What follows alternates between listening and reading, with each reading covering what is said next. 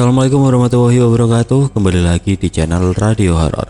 Untuk kisah kali ini ada sebuah cerita dari tulisannya Om Ras. Dan untuk kisah yang akan saya bawakan kali ini, sebuah cerita yang berjudul Liburan di Desa Kakek di pedalaman Kalimantan. Dan sebelum kita lanjut ke ceritanya, tekan dulu tombol like video ini dan jangan lupa tekan juga tombol subscribe channel ini. Nyalakan juga lonceng notifikasinya agar tidak ketinggalan cerita-cerita lainnya dari channel ini. Dan buat teman-teman yang pengen membaca langsung ceritanya, nanti silahkan saja kunjungi linknya yang nanti akan saya sertakan di kolom deskripsi. Dan seperti apa untuk kisah kali ini, langsung saja kita masuk ke ceritanya.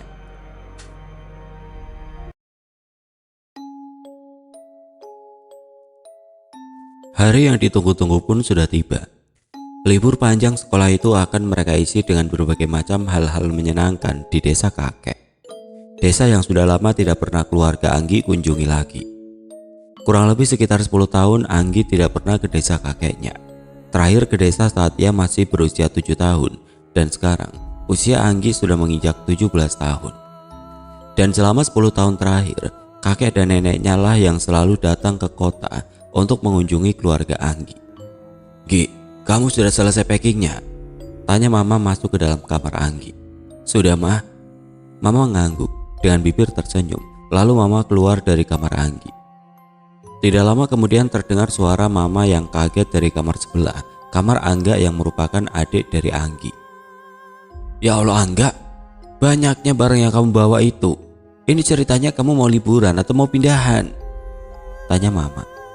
Anggi yang memang kurang akur dengan adik laki-lakinya itu pun lantas mengompori sang mama supaya Angga kena marah. Namun mama yang pada dasarnya memang bukan wanita pemarah tentu tidak menanggapi perkataan Anggi yang kompor itu. Anggi ditegur dan gantian Angga yang menertawakannya. "Orang itu ya, kalau sama adik laki-laki biasanya akur. Ini kalian kok berantem terus sih? Gak capek emangnya?" ujar mama membuat Anggi dan Angga terdiam. Ujung-ujungnya Angga hanya disuruh untuk mengurangi barang bawaannya saja oleh mama. Malam itu Anggi tidak bisa tidur.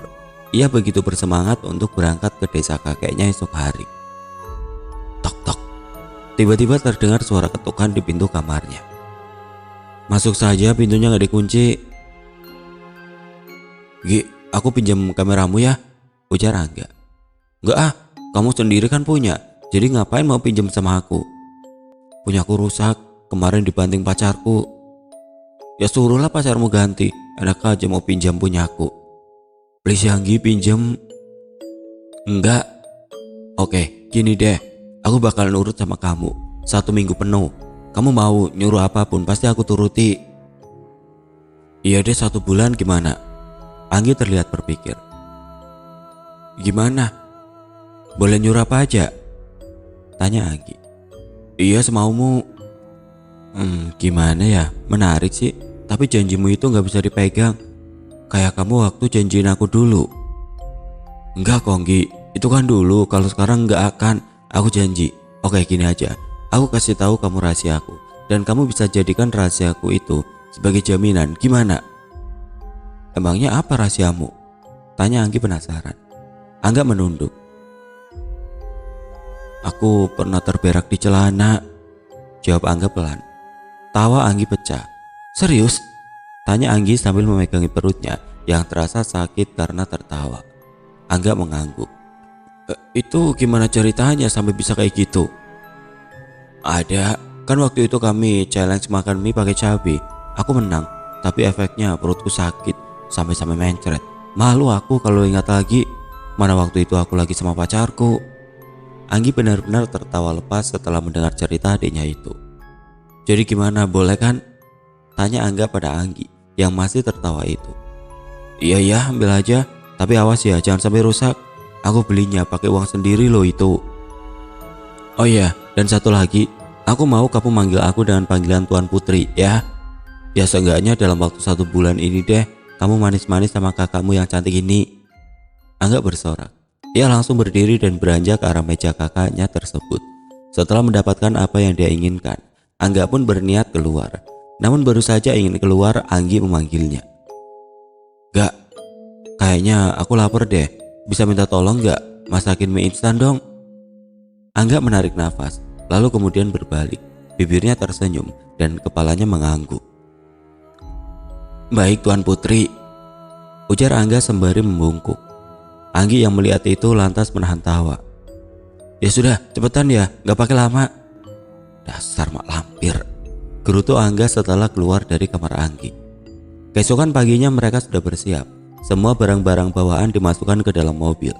Dan setelah semuanya siap, mereka pun berangkat.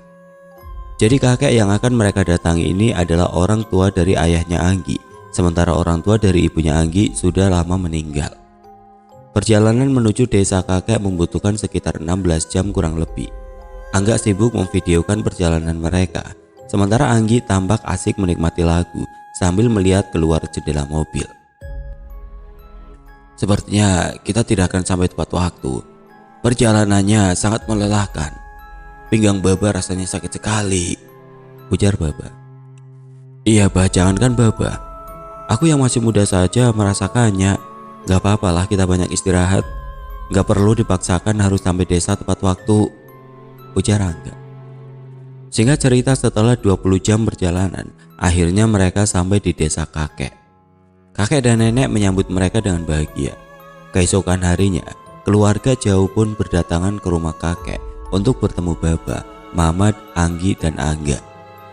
Barulah di hari ketiga berada di rumah kakek, Anggi dan Angga bisa menikmati waktu liburan mereka. Mereka diajak oleh kakek ke kebun untuk memetik buah tiwadak atau cempedak yang memang sedang musimnya saat itu. Tidak lupa Angga selalu memvideokan setiap momen tersebut dengan kamera yang sebelumnya sudah ia pinjam dari Anggi. "Kakek, itu apa?" tanya Angga menunjuk ke arah hewan yang dibawa oleh si kakek. "Anak puis, ini bisa dipelihara. Kalau dirawat ya bisa jinak. Mau pelihara?" tanya kakek pada kedua cucunya. "Aku gak berani kek, terakhir aku ikut ke Pulau Kembang dulu. Tanganku dijahit karena digigit monyet." Kakek tertawa. "Aku mau kek, kayaknya keren tuh kalau aku bawa puis ke kota," ujar Angga. "Iya, bawalah. Ini kakek berikan untuk kamu. Tapi dirawat yang benar. Kasihan, sepertinya dia ditinggal mamanya. Atau bisa jadi mamanya sudah mati." Angga mengambil anak puis itu dari tangan kakeknya. Ia lantas memasukkan anak puis itu ke dalam bajunya. "Jangan dimasukkan dalam baju begitu, pamali." "Oh gitu ya kek." Angga pun langsung mengeluarkan puis itu dari dalam bajunya. Angga menggendongnya sambil sesekali memeluk anak puis tersebut. Malam itu saat mereka semua berkumpul mengelilingi makanan yang sudah terhidang, tiba-tiba terdengar suara orang memanggil-manggil nama kakek mereka dari luar. Kakek beranjak dari duduknya. Ia berjalan ke arah pintu dengan tergesa-gesa. "Ada apa ini?" tanya kakek pada orang yang tadi memanggilnya. Anggi dan Angga yang juga mengikuti kakeknya keluar pun melihat ada dua orang yang sedang berdiri di depan pintu. Keduanya laki-laki, satu setengah baya dan satunya mungkin berusia 30 tahunan. Anak si Ios kesurupan." Anggi dan Angga saling bertatapan. Mereka bingung kenapa orang-orang itu malah mendatangi kakeknya ketika ada yang kesurupan.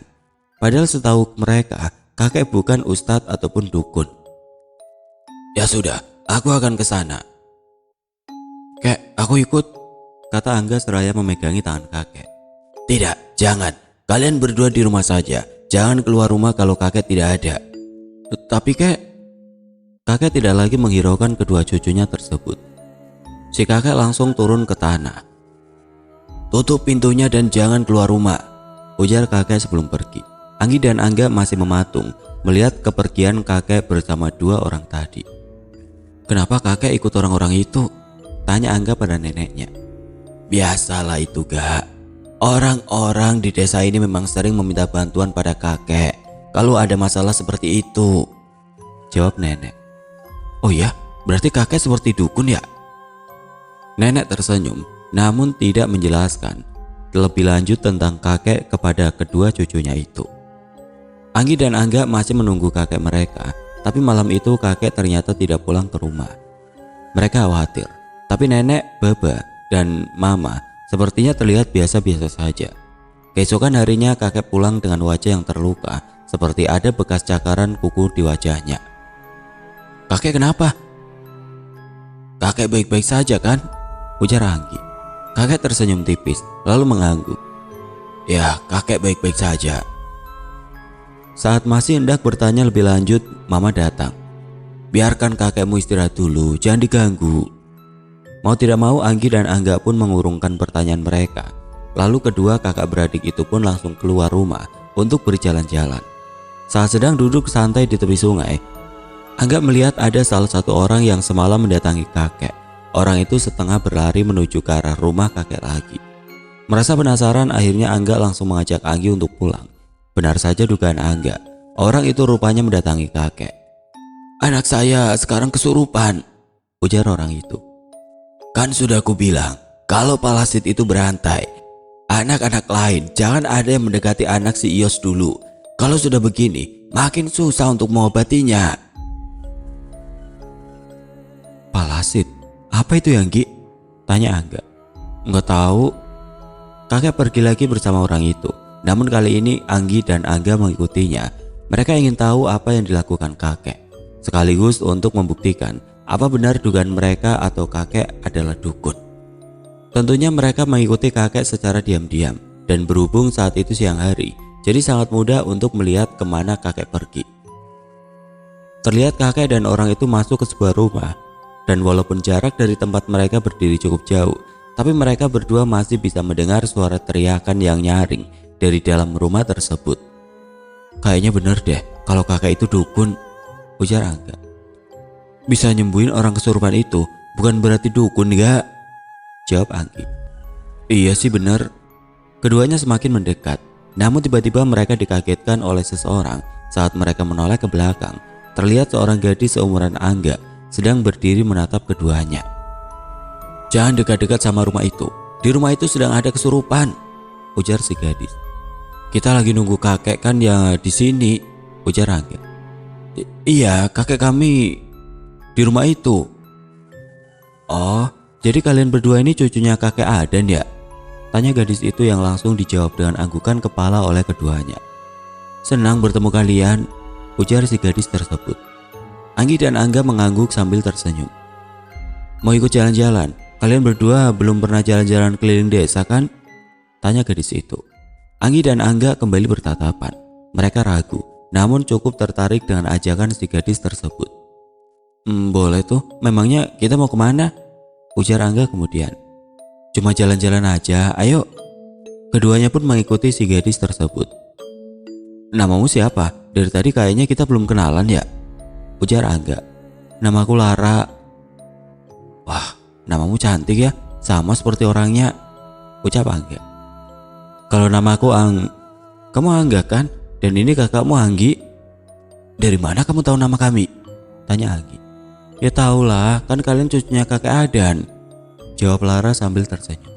Anggi dan Angga terdiam. Mereka tidak menyangka kalau kakek mereka begitu dikenal, bahkan orang-orang sampai mengenali cucu-cucunya. Oleh Lara mereka diajak hingga keluar jauh dari area desa. Mereka memasuki area perkebunan singkong, lalu memasuki hutan. Tidak lama mereka sampai di sebuah sungai kecil berbatu. Lara mengajak mereka untuk bermain di sana. Hari itu benar-benar menyenangkan bagi keduanya, hingga tiba-tiba Lara yang sebelumnya pamit untuk buang air besar di hilir sungai itu malah tidak kunjung kembali. Angga dan Anggi mencarinya dengan perasaan was-was, takut dan khawatir.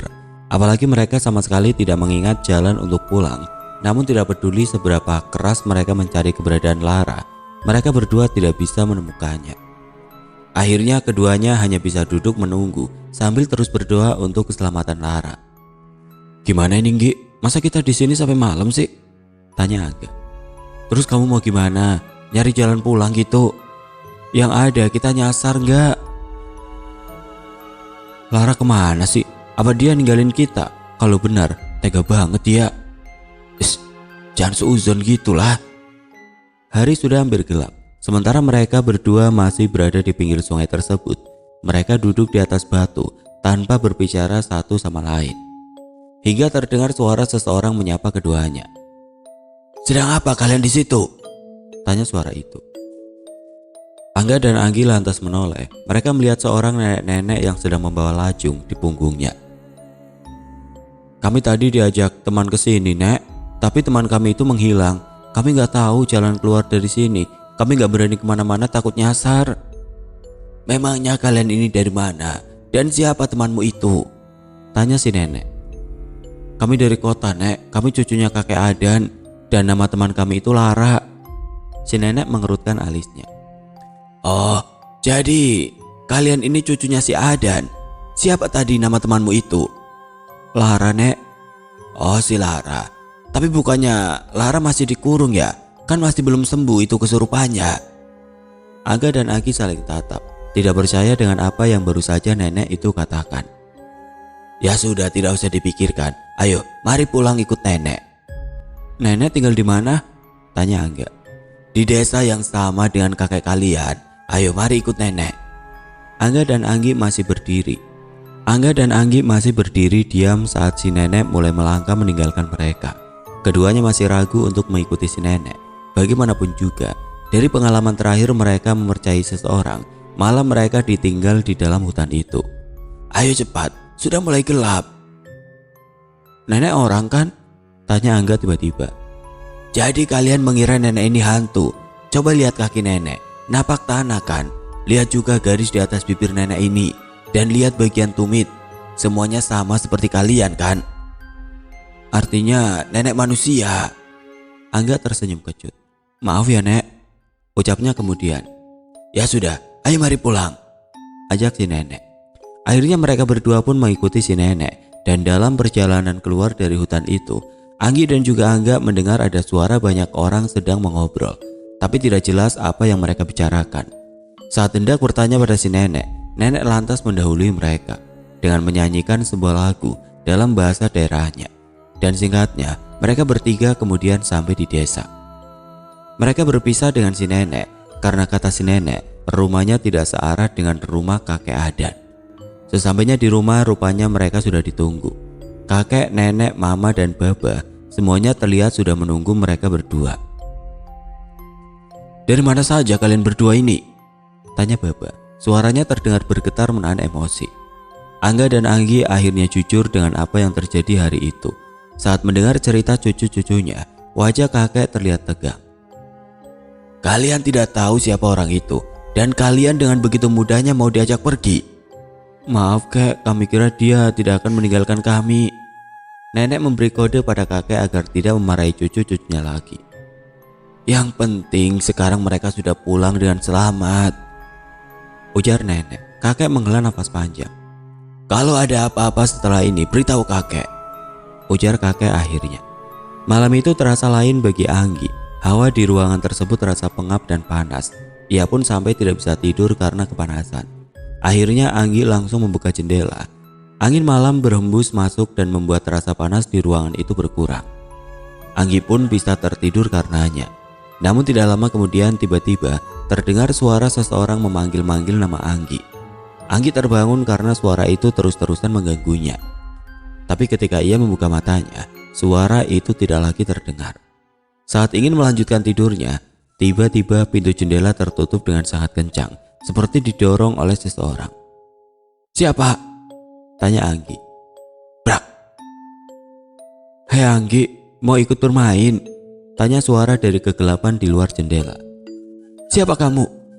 Tanya Anggi beranjak di tempat tidur. Masa kamu lupa? Anggi berjalan pelan ke arah jendela berniat untuk menutup dan mengunci jendela tersebut agar orang yang berada di luar itu tidak bisa mengganggunya lagi.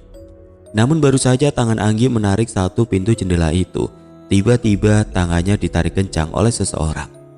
Untungnya semua jendela di rumah kakeknya tersebut dilapisi dengan teralis kayu, sehingga Anggi tidak sampai ikut tertarik keluar saat tangannya ditarik oleh orang itu. Baba, mama, tolong! Teriak Anggi berusaha melepaskan tangannya dari tarikan orang yang berada di luar jendela. Tapi anehnya di sini Anggi sama sekali tidak bisa melihat orang itu dengan jelas. Lalu tiba-tiba semuanya menjadi gelap. Anggi tidak bisa mengingat apapun. Anggi terbangun dalam kondisi terikat di bagian kaki dan tangannya. Bah, kenapa Anggi diikat? Tanya Anggi. Ini Anggi kan? Mama gak usah bercanda deh. Ini lagi apa sih mah? Kok aku diikat gini? Lagi ngerjain aku ya? Ujar Anggi sambil meringis. karena ia merasa seluruh tubuhnya sakit seperti habis kena pukul. Semua orang yang berada di ruangan itu seketika menarik nafas lega setelah mendengar perkataan Anggi. "Kamu itu tadi kesurupan, Gi. Kamu ngamuk. Lihat, tangan Angga sampai luka karena menahanmu," kata Baba. Anggi menatap satu persatu keluarganya. Tidak percaya dengan apa yang Baba katakan, karena Anggi benar-benar tidak merasa mengamuk. Yang ia ingat sebelumnya, ia berteriak meminta tolong karena tangannya ditarik orang dari luar jendela. "Kamu kena palasit, cu. Palasit itu mengincarmu karena kamu adalah cucu kakek. Kakek terpaksa mengembalikan palasit itu kepada Lara supaya kamu bisa selamat. Harus ada yang dikorbankan untuk mengusir palasit itu," ujar kakeknya. "Lalu Lara gimana, kek?" Kakek terdiam. Ruangan seketika hening. "Kek, palasit itu apa?" tanya Angga memecah keheningan di antara mereka. Kakek menghela nafas panjang. Ia menatap Angga. "Palasit itu biasanya ada yang memelihara, jenisnya banyak. Dan yang menyerang Lara itu adalah palasit berantai. Palasit yang cukup sulit diobati. Diobati satu orang, maka 2 orang yang akan kena imbasnya. Diobati 2, maka 4 yang akan kena. Dan kalau sudah begitu, kakek tidak punya cara lain untuk mengobatinya selain mengorbankan salah satu orang yang pertama kali terkena palasit tersebut. Dalam kasus ini, orang yang pertama terkena palasit itu adalah Lara," ujar kakek menjelaskan. "Terus gimana bisa Lara terkena palasit itu? Apa yang sudah dia lakukan, kek?" tanya Angga penasaran. "Dia melakukan hal yang tidak seharusnya dilakukan di sebuah air terjun bersama pacarnya. Kebetulan wadah palasit itu ditanam di sekitar air terjun tersebut. Jadi kelakuan mereka itulah yang membangunkan palasit yang kelaparan itu." "Terus Anggi bisa sembuh kan, kek?" tanya Angga lagi. "Ya, bisa." Beberapa hari setelah kejadian tidak masuk akal itu, mereka mendengar kabar kalau Lara meninggal dunia gantung diri di dalam kamarnya. Dan setelah Lara meninggal, Anggi sudah tidak pernah lagi mendapatkan gangguan-gangguan mistis. Meskipun ada hal-hal yang tidak mengenakan selama liburan mereka di desa itu, namun Angga dan Anggi tidak takut untuk kembali ke desa sang kakek suatu hari nanti. Mereka menjadikan pengalaman yang mereka alami selama liburan sebagai pembelajaran.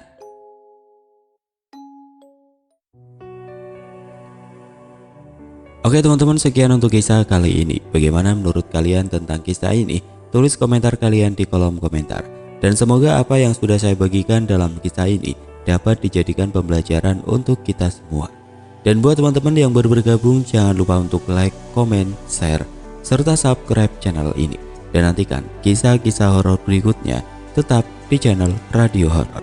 Wassalamualaikum warahmatullahi wabarakatuh.